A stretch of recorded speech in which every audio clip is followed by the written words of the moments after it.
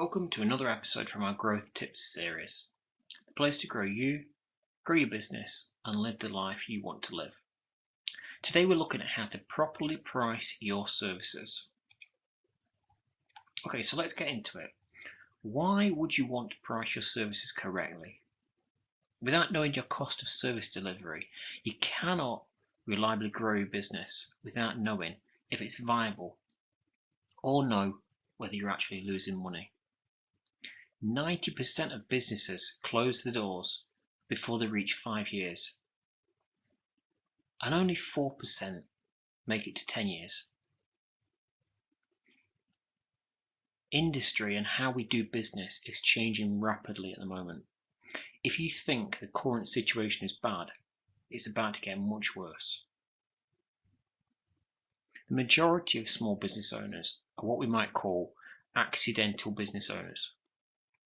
They didn't really set out to grow a business. They might have been forced into self-employment, and as things got busier, they started to take on extra staff. Now, whether that's your story, it doesn't matter. But we want to make sure the future doesn't happen by chance. Everything you do from now on will be on purpose. So much so that hopefully the future of your business will be predictable. We can be really busy and get carried away with the excitement of seeing the business growing quickly, but lose sight of the fact until the accountant phones us up and tells you there's a serious problem, or worse still, your bank manager. If you can reliably know how much it's costing to deliver a service, you can only then know at what level to price your services at. If you know this, you'll know whether you're losing money, know that you become unable to work, or if you become unable to work, you can find someone else to do the work without the business losing money. And good forward planning. If you price according to where you expect to be, it gives you that bridge between where you are now and where you want to be. Growth doesn't come as an accident. This program is about making it happen on purpose. How do you price a service? We can compare the rest of the market. Perhaps you might phone around and ask how much your competitors charge per hour, pretending to be a customer. They might tell you what the hourly rate is or the daily rate for one-off work, but larger priced or packaged work will almost always be priced lower. This route is okay if you choose to compete on price. It is always best to try not competing on price, as that route is really just a race to bankruptcy. Eventually your price is so low, you may as well be paying the customer to do the work. So we really want to do that. Or do we really want to do that? Otherwise, this route is okay if you want to get a good feel for the average market rate. But how do you price something to make sure you're covering your costs as a minimum? The more sensible option is to calculate it. First, look at the total productive chargeable time available. You can use your own numbers here, but let's assume it's a 40-hour week, and after break times, etc., have been taken out. You calculate that the total productive chargeable time is 37.5 hours per week. That's 37.5 hours multiplied by the number of chargeable weeks. So let's say that's 47 weeks, assuming holidays, training, sickness, maternity, etc. are taken in that 5 other weeks. So 37.5 hours multiplied by 47 weeks equal 1,762.5 chargeable hours. Now, obviously, holidays, sickness, training, and especially maternity leave are going to take more than 5 weeks in a year. So calculate it for your business. You could take it as an average, and this is purely just an example. Now, for that number of chargeable hours, we assume that we'll need a portion of overhead. So let's use this as a really quick example below. Now, obviously, you'll go through all of your own costs to do this exercise. We've got some part-time admin support in there for 8,000. We've got marketing for 4,000. We've got business premise costs, maybe office space, maybe workshop or storage space, and that's 3,000. We've got equipment cost of 1,000. And finally, we've got non-productive time and other costs such as insurance, accreditations, etc. This is the cost of paying people while they're on holiday, on training days, etc. Remember, these are just random numbers. They might be completely different to what the real cost is for your business. But we're using 4,000 for this example.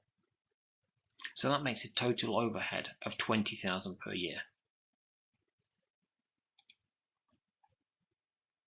So then the cost of an individual to deliver that service, including national insurance, pension, etc., let's assume is £15 per hour.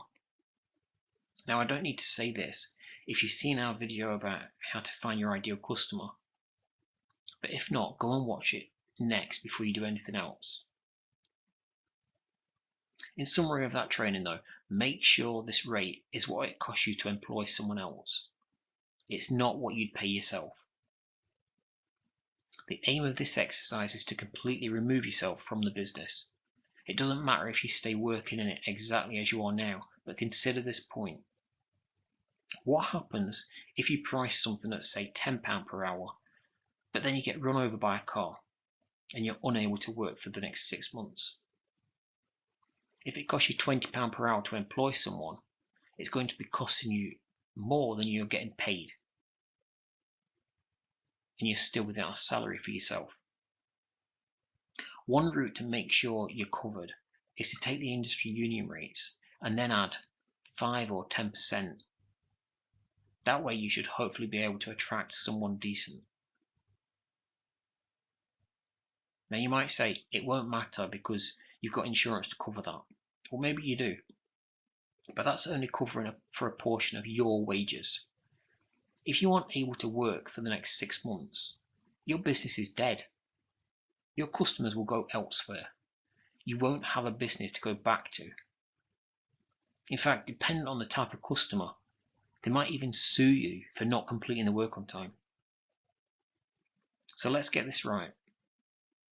And why wouldn't we want to spend a few minutes to get this right anyway? Now we take that total overhead and divide it by the total productive chargeable hours. In this case, that's 20,000 divided by 1,762.5. This gives us an overhead per hour cost of $11.35 per hour, or a 75.6% markup fee on the hourly rate cost.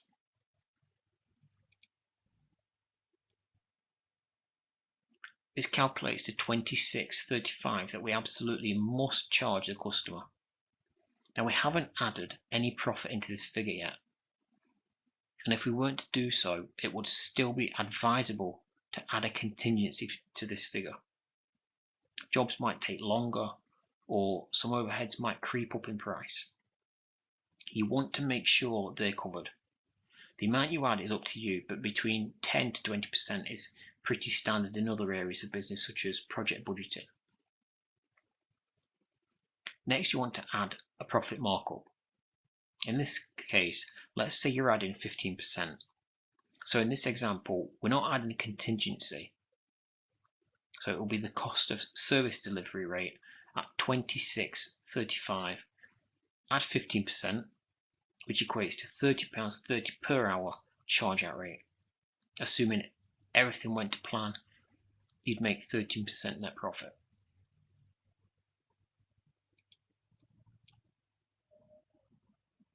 overhead predictions for growth. Now, something a little more tricky is to forecast overhead according to growth expectations, but this is something you must do if you intend to change the company's position or structure in any way. So let's look at how we might do that. Let's assume your growth plans are to grow from 1 chargeable staff member to 4.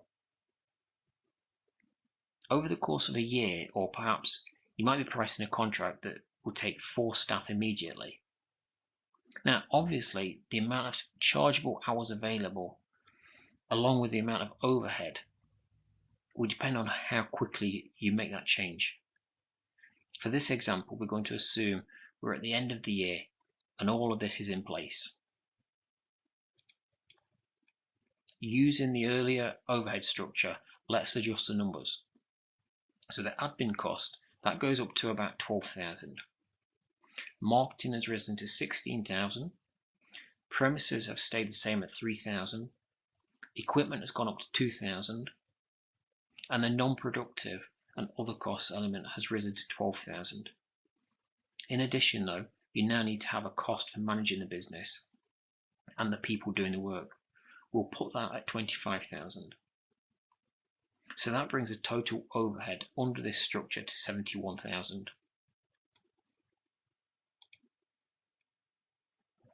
The total chargeable hours capacity has grown from 1,762.5, and we now multiply that by 4. That brings the total hours to 7,050. Looking at our earlier calculation method, we now take the total overhead and divide it by the total hours. In this case, giving us an overhead markup of £10.7 per hour, or a 67.1% markup on the hourly rate. So this means the minimum charge out rate is now £25.07 per hour plus any contingency. So based on charging the original charge out rate of £30.30, we'll now make a 17.2% net profit. And if all goes to plan, we'll make 36,871, assuming we can charge for that number of hours during the period. Now, a few people have asked how to calculate rates for working out of hours, and also how much to charge for call-outs. So let's just take a look at each of those quickly.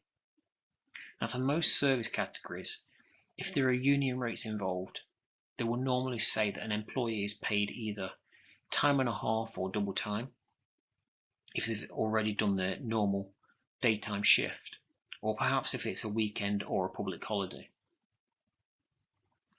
If, however, the employee is working nights entirely, and that's what makes up their weekly hours, then the shift rate is normally time and a third, or 1.3 times the standard rate.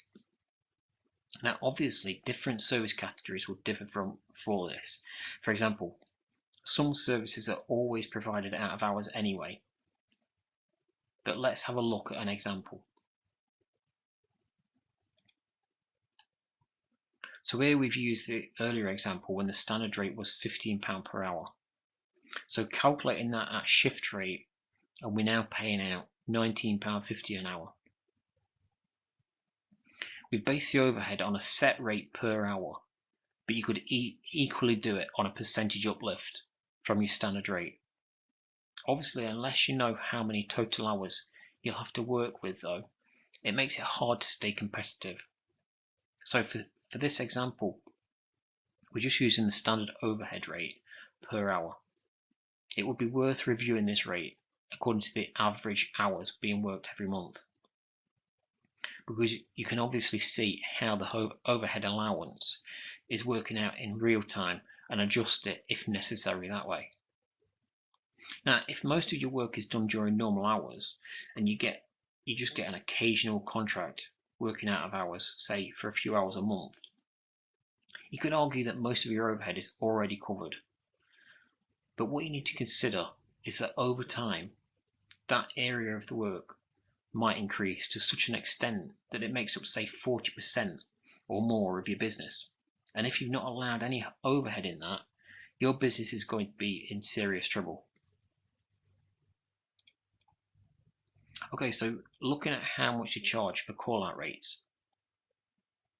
Now we've calculated the out of hours working rates, and we should now have a schedule of rates for every time of day and every situation.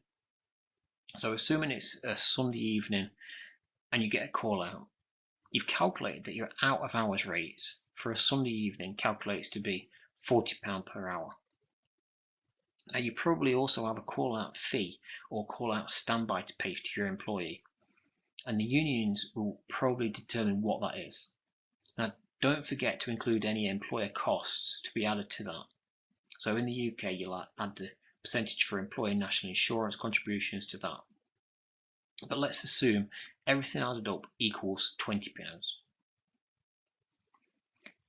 Most companies charge for the first hour on site, included in their call out rate, plus any travel time to and from the location. So let's assume the location takes about 30 minutes to get there, 30 minutes to get back, and it's 15 miles each way. So we'll allow 2 hours in labour and the mileage cost of £30. And by the way, don't worry if you haven't got a mileage rate. We'll look at that in the next video. So add all of that together and it gives you a minimum call out rate of £130 for the first hour on site. Obviously, any materials that you might use would have to be stated as being additional, or you could make an allowance in the rate for them too. So using the costing tool in the workbook, calculate what your overheads are. Calculate how many hours are chargeable within your business. Calculate what the current minimum charge out rate is. And compare it to your current rate that you charge already. Next, look at how it changes if you can add 2 extra charge out staff. And don't forget to add any additional overhead you think it might take to manage that capacity. Reaching capacity. So one last point to make. If looking at growth, if you already have overhead in the business, at what point does that overhead have to increase to meet the additional demand? Let me give you an example. In our earlier example, we said that the manager was brought in to manage the business with 4 staff. Now let's assume that manager will be at peak performance when they hit 6 staff. That means that when you have capacity to have 7 staff, you then have a full new overhead of £25,000 to pay for to cover that additional management. Now obviously for that example you might be able to get part-time staff to cover the extra demand, but either way, depending on what it is, you might have that fixed overhead cost to consider. Likewise, you've then got to consider if there'll be an additional cost to managing those 2 managers as well. Again, this should be factored in to make sure you're covered. Another example, let's look at your business premises.